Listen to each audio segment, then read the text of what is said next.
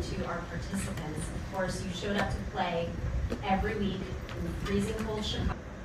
And you shape the future of what policing in America will look like for the next generation. Make difficult decisions. You're going to have to make difficult calls.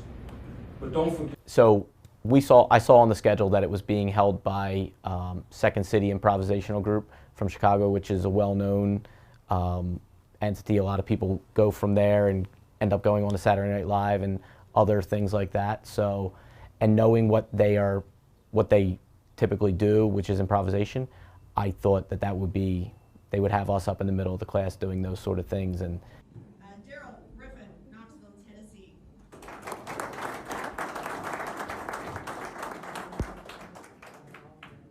So I first and foremost saw it as being more useful in dealing with the personnel that work for me, my supervisors and the officers as well, and being more attuned to listening to what they're saying rather than trying to already have the answer or have it figured out. Just listening to them, hearing them out, being there to see their needs and see that they're fulfilled. But I also did see that could be useful when dealing with the public as well, because a lot of times we go into situations and you feel like you already have handled this type of situation so many times and that you already know what the outcome's going to be and what the person's problem is. And a lot of times we go into it with that mentality rather than actually hearing them out.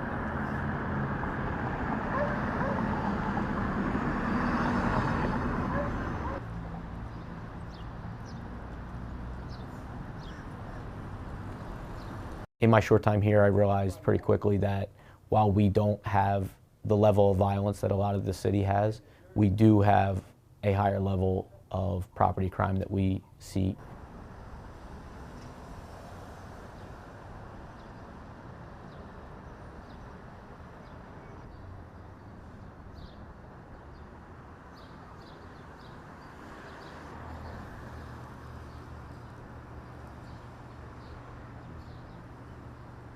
One of the other methods we use is every 2 weeks I task my crime prevention team with identifying hotspots where we see the uptick in the theft from autos or the car thefts, and then going out to those areas with prevention flyers and placing them on vehicles, placing them indoors.